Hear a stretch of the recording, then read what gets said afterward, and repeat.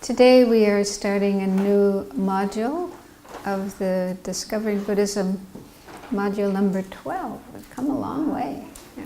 Well, you have anyway. I haven't been here the whole time. And this topic of module 12 is emptiness. And that's a very interesting and also very challenging topic. And also we're very fortunate that we have the chance to even learn about emptiness. It's so precious because it's really like the key to becoming free of suffering. All the suffering that we have, according to Buddhism, can be traced to ignorance that doesn't understand emptiness. It's unaware of emptiness, which is the true nature of things. So, I mean, it's not easy to understand. It's very difficult, very challenging. It could easily take lifetimes before we can really understand it. But just to try, just to hear about it and start thinking about it, start learning about it, getting imprints on our mind about this topic is really, really precious. So we're really fortunate that we have the chance to do this. So now let's do some meditation.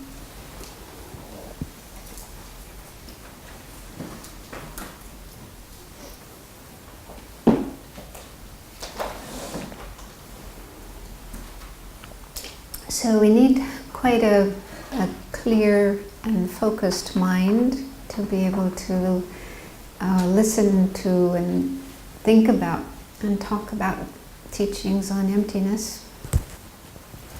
So we'll spend a bit of time just watching the breath to settle down the mind and try to clear away thoughts that are not related to what we're doing here. And then we'll spend a few more moments just making sure we have a really positive, altruistic motivation for being here. So make sure you're sitting comfortably as much as you can, but also try to keep your back straight. So the ideal is to have a straight back, but at the same time be relaxed, not tense and tight. So if there is any tension anywhere in your body, see if you can let it go. You could try to imagine that it kind of flows out of you, drains out of you, and sinks down into the earth beneath us. Or you can imagine it just evaporating, disappearing in space.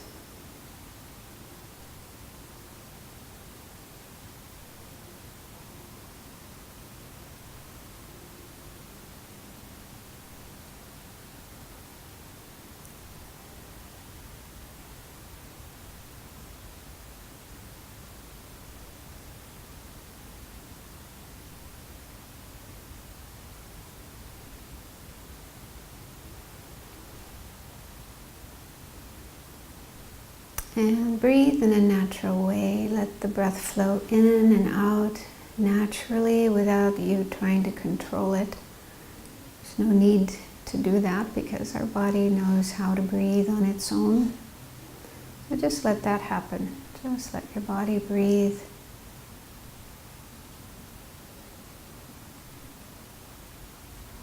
And let your mind settle down into your body. Try to be right here in the present place, present moment. Just being aware of the breath as it's coming in and going out. And if any other thoughts come into your mind, this is normal because our mind is always jumping here and there to different things. But just try to notice if the thoughts arise and let go of them, put them aside. Just say, not now, now I'm meditating, and put those thoughts aside. You can always think about them later if you need to. But just decide to just stay right here, right now, in the present moment, present place, being aware of the breath coming in and going out. So anytime your mind goes away from the breath, just gently let go of that other object and come back to the breath.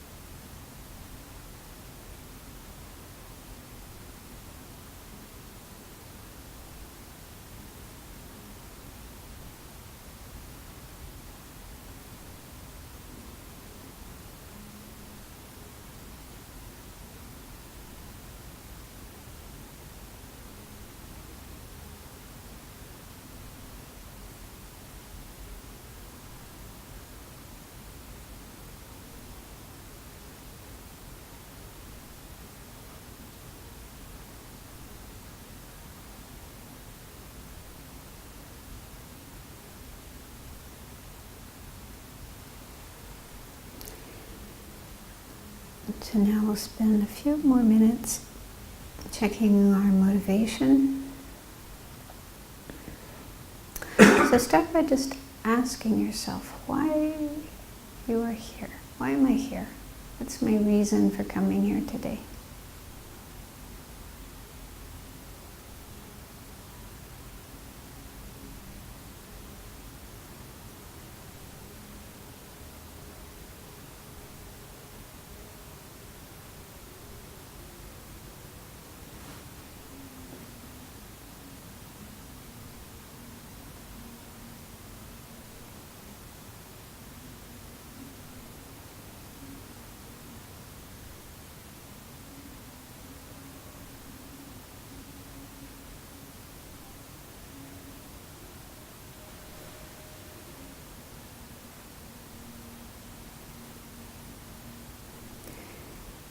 So the best, the most ideal reason or motivation we could have for wanting to learn about this topic, emptiness, is what we call altruism, or bodhicitta in Sanskrit, which means we want to help others. We want to help to relieve sentient beings from their suffering.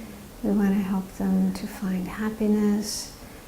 And in order to bring that about, we ourselves wish to become enlightened Buddhas so that we can help others in the best way. So you may already have that as your reason for being here. But if you don't, it's not too late to bring that attitude into your mind and make that your reason for being here.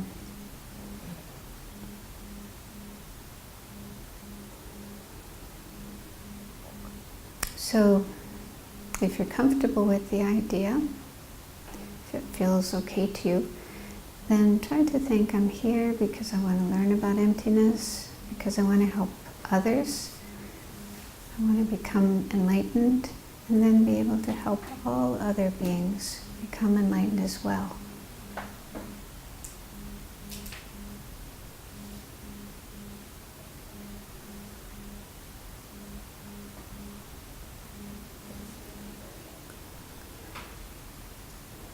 If you're not so comfortable with that motivation, you might feel unsure if you really want to become enlightened, or if you even can become enlightened and be able to help all living beings. That's okay.